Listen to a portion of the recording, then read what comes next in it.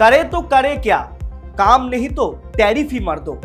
এমন রসিকতা যেন ট্রাম্পের রোজকার জল খাবার হয়ে উঠেছে। গত কয়েক বছর ধরে আমরা দেখেছি মার্কিন প্রেসিডেন্ট ডোনাল্ড ট্রাম্প যখনই নতুন ট্যারিফ ঘোষণা করেছেন তখনই হয় ন্যাশনাল সিকিউরিটি অথবা ট্রেড ডেফিসিটের দোহাই দিয়েছেন। অর্থাৎ আমেরিকার অর্থনৈতিক ও কৌশলগত স্বার্থই ছিল ট্যারিফের প্রধান কেন্দ্রবিন্দু। কিন্তু এবারের চিত্রটা একেবারেই আলাদা।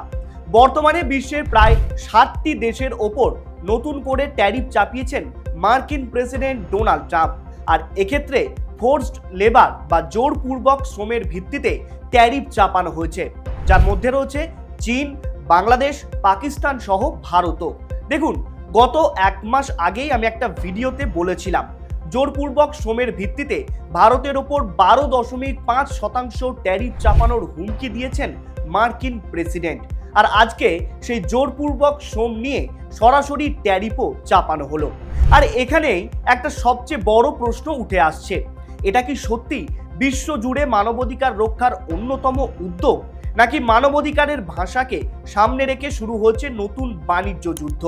কারণ ইতিহাস বলছে আন্তর্জাতিক রাজনীতিতে মানবাধিকার, নিরাপত্তা কিংবা গণতন্ত্রের বিষয়গুলো একসময় গিয়ে পরিণত হয় কূটনৈতিক ও অর্থনৈতিক চাপ তৈরির অন্যতম শক্তিশালী হাতিয়ার হিসাবে। তাহলে কি বিশ্ব বাণিজ্যের নিয়ম ক্রমশ বদলাতে শুরু করেছে? তবে কি এখন আর সস্তায় পণ্য তৈরি করা যাবে না? ট্রাম্পের নতুন ট্যারিফের আসল কারণটা ঠিক কি? কেন ফোর্সড লেবার হঠাৎ করে আরও এত আন্তর্জাতিক ইস্যু হয়ে উঠছে?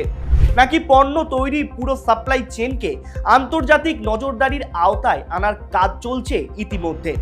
আজকের এই ভিডিওতে পুরো বিষয়টা বিস্তারিতভাবে তুলে ধরবো আপনাদের সামনে। নমস্কার, আমি কুন্তল আর আপনারা দেখছেন টপ টিপ বাংলা। সম্প্রতি মার্কিন প্রেসিডেন্ট ডোনাল্ড ট্রাম্প নতুন করে বিশ্বের প্রায় 60টি দেশের ওপর অতিরিক্ত শুল্ক বা ট্যারিফ আরোপের ঘোষণা করেছেন। এই তালিকায় রয়েছে চীন, বাংলাদেশ, পাকিস্তান এবং ভারত সহ একাধিক গুরুত্বপূর্ণ ট্রেডিং পার্টনার বা বাণিজ্যিক অংশীদারিরা। এক্ষেত্রে উল্লেখযোগ্য বিষয় হলো কিছুদিন আগেই ভারত সরকারও ঘোষণা করেছিল যেসব কাঁচামাল বা পণ্যের সঙ্গে জোরপূর্বক শ্রমের যোগসূত্র পাওয়া যাবে সেগুলোর আমদানি ভারতেও নিষিদ্ধ করা হবে। অর্থাৎ ট্রাম্পের নতুন সিদ্ধান্তের আগেই ভারতও এই ইস্যুকে গুরুত্ব দিতে শুরু করেছিল। তবে এই ট্যারিফে সবচেয়ে বেশি নজর কেড়েছে দুটি দেশ, ভারত এবং চীন। ট্রাম্পের ঘোষণা অনুযায়ী ভারতের ওপর 10% এবং চীনের ওপর 12.5% ট্যারিফ আরোপ করা হয়েছে। অন্যদিকে ভারতের প্রায় 99% রপ্তানি পণ্য যেমন টেক্সটাইল, চামড়াজাত পণ্য, রত্ন ও অলংকার, কেমিক্যাল সহ বহু গুরুত্বপূর্ণ শিল্প এই নতুন শুল্কের আওতায় পড়েছে। অর্থাৎ ভারতের রপ্তানি খাতের ওপর এর প্রভাব যথেষ্ট বিস্তৃত হতে পারে আগামী দিনে। তবে এতদিন ট্রাম্প প্রশাসন জাতীয় নিরাপত্তা, বাণিজ্য ঘাটতি অথবা আমেরিকান শিল্পের সুরক্ষার যুক্তি তুলে ধরে ট্যারিফ আরোপ করেছে। কিন্তু এবার আমেরিকার এই সিদ্ধান্তের অন্যতম ভিত্তি হলো ফোর্সড লেবার বা জোরপূর্বক শ্রম। আর এখানেই প্রশ্ন উঠছে, হঠাৎ করে ফোর্সড লেবার কেন আন্তর্জাতিক বাণিজ্যের কেন্দ্রবিন্দুতে চলে এলো? একটি শ্রম সংক্রান্ত বিষয় কিভাবে বিশ্বের বৃহত্তম অর্থনীতিগুলোর মধ্যে নতুন বাণিজ্যিক সংঘাতের কারণ হয়ে উঠল? দেখুন, এখানে একটা বিষয় পরিষ্কার করে দেওয়া দরকার। অনেকেই ফোর্সড লেবার আর চাইল্ড লেবারকে এক জিনিস মনে করেন, কিন্তু বাস্তবে এই দুটো সম্পূর্ণ আলাদা বিষয়। শিশু শ্রম একটি পৃথক সমস্যা, কিন্তু জোরপূর্বক শ্রমের মাধ্যমে যে কোনো বয়সের মানুষকে ভয় দেখিয়ে অপহরণ করে কিংবা ঋণের ফাঁদে ফেলে অথবা মানব পাচারের মাধ্যমে বা আধুনিক দাসত্ব করে কাজ করানো হয়। অর্থাৎ এমন একটা অবস্থা তৈরি করা যেখানে শ্রমিকের কাজ করার নিজস্ব কোনো বাক স্বাধীনতাই থাকে না। আন্তর্জাতিক শ্রম সংস্থার হিসাব অনুযায়ী বর্তমানে বিশ্বজুড়ে প্রায় 28 মিলিয়ন অর্থাৎ 2,08,00,000 মানুষ কোনো না কোনোভাবে এই ফোর্সড লেবারের শিকার। কৃষি থেকে খনি, নির্মাণ, উৎপাদন শিল্প থেকে শুরু করে গৃহস্থালির কাজ, বিভিন্ন ক্ষেত্রেই এই সমস্যা রয়েছে।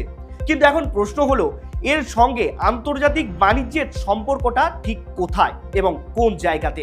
দেখুন, এক্ষেত্রে সম্পর্কটা খুবই গুরুত্বপূর্ণ এবং সরাসরি একে অপরের সাথে যুক্ত। যখন কোনো প্রতিষ্ঠান শ্রমিককে ন্যায্য মজুরি না দিয়ে বা জোর করে কাজ করায়, তখন তাদের উৎপাদন খরচ উল্লেখযোগ্যভাবে কমে যায়। ফলে সেই প্রতিষ্ঠান বা দেশ একই পণ্য অনেক কম দামে বিশ্ব বাজারে বিক্রি করতে পারে। অন্যদিকে যেসব দেশ শ্রম আইন মেনে শ্রমিকদের ন্যায্য মজুরি দেয়, নিরাপদ কর্মপরিবেশ নিশ্চিত করে এবং আন্তর্জাতিক মান বজায় রেখে উৎপাদন করে, তাদের উৎপাদন ব্যয় তুলনামূলকভাবে বেশি হয়। ফলে এই একই বাজারে তারা মূল্য প্রতিযোগিতায় একে অপরের থেকে পিছিয়ে পড়ে। এক্ষেত্রে বিষয়টা একটা সহজ উদাহরণ দিয়ে বোঝা যাক। ধরুন, আমেরিকায় একটা জুতো তৈরি করতে শ্রমিকের ন্যায্য মজুরি, নিরাপত্তা ও শ্রম আইন মেনে মোট খরচ পড়ে $10। কিন্তু যদি কোথাও জোরপূর্বক শ্রম ব্যবহার করে ওই একই জুতো মাত্র $4 তৈরি করা যায়, তাহলে স্বাভাবিকভাবেই সেই পণ্য আন্তর্জাতিক বাজারে অনেক কম দামে বিক্রি হবে। ফলে নিয়ম মেনে উৎপাদনকারী দেশ প্রতিযোগিতায় অনেকটা পিছিয়ে পড়বে। আর এই কারণে জোরপূর্বক শ্রম এখন শুধু মানব অধিকারের বিষয় নয়, এটা বৈষয়িক বাণিজ্যেরও একটা বড় ইস্যু। আর ঠিক এই সমস্যাকে হাতিয়ার করে ট্রাম্প নতুন ট্যারিফ নীতির সামনে এনেছে। কিন্তু এখানে আরও একটা বিষয় গুরুত্বপূর্ণ প্রশ্ন উঠে আসছে। যদি ট্রাম্পের উদ্দেশ্য সত্যি জোরপূর্বক শ্রমের বিরুদ্ধে ব্যবস্থা নেওয়া হয়, তাহলে এই ট্যারিফ আরোপের জন্য তার কাছে কি কোনো বৈধ ছাড়পত্র রয়েছে? কিসের ভিত্তিতে তিনি এমন পদক্ষেপ নেওয়ার সুযোগ পাচ্ছেন? দেখুন, দ্বিতীয়বার ক্ষমতায় আসার পর Trump international emergency economic power অ্যাক্টসের আওতায় লিবারেশন ডে ট্যারিফ ঘোষণা করেছিলেন এবং যুক্তি হিসাবে বাণিজ্য ঘাটতি কমানো এবং আমেরিকার উৎপাদন শিল্পকে রক্ষা করার বিষয়টি তুলে ধরেছিলেন। কিন্তু সেই সিদ্ধান্তই পরে আদালতে আইনি চ্যালেঞ্জের সম্মুখে পড়ে এবং মার্কিন আদালত স্পষ্টভাবে জানিয়ে দেয় প্রেসিডেন্টের চাপানো প্রত্যেকটা ট্যারিফই বেআইনি। ফলে সেই পথ এখন কার্যত বন্ধ হয়ে যায়। আর এরপরেই ট্রাম্প বেছে নেয় একটা ভিন্ন আইনি পথ, 1974 সালে ট্রেড অ্যাক্টের সেকশন 301। এই আইনের মাধ্যমে যদি কোনো দেশের বাণিজ্যিক নীতি অথবা উৎপাদন ব্যবস্থা আমেরিকার অর্থনৈতিক স্বার্থ অথবা বাণিজ্যিক স্বার্থের জন্য ক্ষতিকর বলে মনে হয়, তাহলে তদন্তের পর সেই দেশের বিরুদ্ধে একতরফাভাবে ট্যারিফ বা অন্যান্য বাণিজ্যিক যে সমস্ত নিষেধাজ্ঞা রয়েছে তা আরোপ করা যেতে পারে।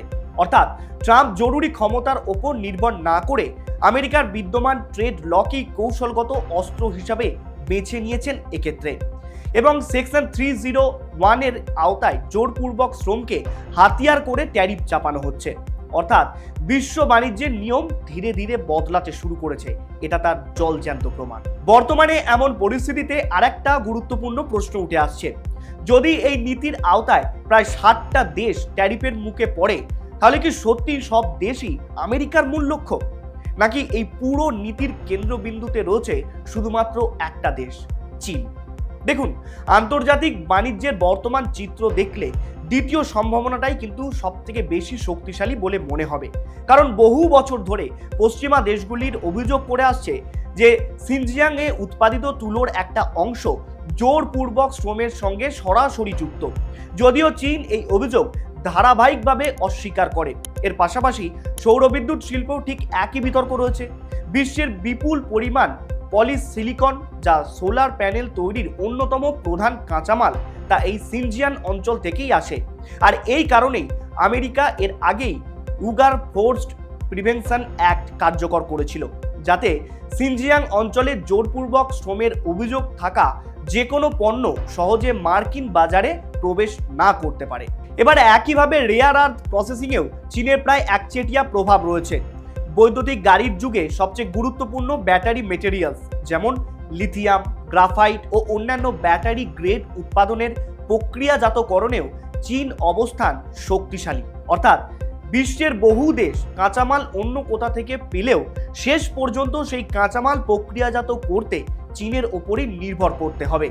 আর সেই কারণেই এই চাইনিজ সাপ্লাই চেনকে দুর্বল করার জন্য চায়নার ওপর 12.5% ট্যারিফ চাপিয়েছেন মার্কিন প্রেসিডেন্ট ডোনাল্ড ট্রাম্প। অর্থাৎ কাগজে কলমে এই ট্যারিফ 60টি দেশের বিরুদ্ধে হলেও ভূ রাজনৈতিক দৃষ্টিকোণ থেকে যদি দেখা হয়, তাহলে সবচেয়ে বড় চাপ পড়বে চীনের রপ্তানির ক্ষেত্রে। তবে এখানে আরও একটা বড় প্রশ্ন উঠে আসছে, যদি জোরপূর্বক শ্রম নিয়ে সবচেয়ে বেশি অভিযোগ চীনের বিরুদ্ধে হয়ে থাকে, তাহলে ভারতের ওপরও 10% ট্যারিফ কেন? কিসের জন্য ভারতকেও টার্গেট করছেন মার্কিন প্রেসিডেন্ট? দেখুন, ভারত নিজে জোরপূর্বক শ্রমের অন্যতম বড় কেন্দ্র হিসেবে পরিচিত নয়, কিন্তু ভারতের বহু শিল্প রয়েছে, বিশেষ করে টেক্সটাইল, কেমিক্যাল, ইলেকট্রনিক্স, সোলার এবং এমনকি জেমস অ্যান্ড জুয়েলারি শিল্প বিভিন্ন দেশ থেকে কাঁচামাল বা র মেটেরিয়ালস আমদানি করে। এরপর সেই কাঁচামাল ভারতে প্রক্রিয়াজাত হয়ে তৈরি হয় চূড়ান্ত পণ্য, যা বিশ্বের বিভিন্ন দেশে রপ্তানি করা হয়। এবার এখন সমস্যা হলো, যদি সেই কাঁচামালের উৎস বা সরবরাহে কোনো একটি ধাপেও জোরপূর্বক শ্রমের অভিযোগ থাকে, তাহলে সেই কাঁচামালের পাশাপাশি সেই কাঁচামাল দিয়ে তৈরি পুরো রপ্তানি পণ্যই প্রশ্নের মুখে পড়তে পারে।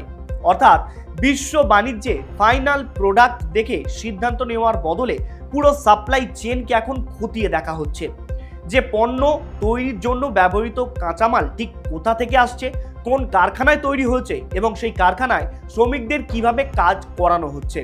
আর ওই কারণেই ভারতের ওপর ট্যারিফ চাপানো হয়েছে।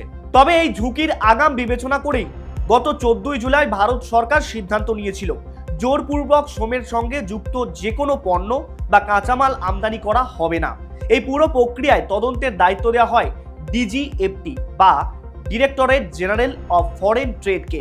অভিযোগের ভিত্তিতে বা প্রয়োজনে স্বতঃপ্রণোদিত তদন্ত করে আন্তর্জাতিক তথ্য প্রমাণ যাচাইয়ের পর প্রয়োজন হলে সেই পণ্যের আমদানি পুরোপুরি নিষিদ্ধ করা যেতে পারে। তবে বাস্তবে পুরো সাপ্লাই চেইন যাচাই করা একদম সহজ বিষয় নয়। কাঁচামাল কোথা থেকে এসেছে, কত ধাপ পেরিয়ে চূড়ান্ত পণ্য তৈরি হচ্ছে, সবকিছু ট্র্যাক করতে গেলে ব্যবসার খরচ বাড়বে। বিশেষ করে ক্ষুদ্র ও মাঝারি শিল্পের ওপর এর প্রভাব বেশি পড়তে পারে। ফলে ট্রাম্পের এই জোরপূর্বক শ্রমের ট্যারিফকে আন্তর্জাতিক মহল কেমন চোখে দেখবে, এখন সেটাই দেখার বিষয়। আপনি এই ট্যারিফকে ঠিক কিভাবে দেখছেন কমেন্টে অবশ্যই জানাবেন, এবং এই ধরনের আন্তর্জাতিক রাজনীতির চুলচেরা বিশ্লেষণ পেতে এখনই সাবস্ক্রাইব করুন আমাদের চ্যানেল টক টিপ বাংলা। ধন্যবাদ।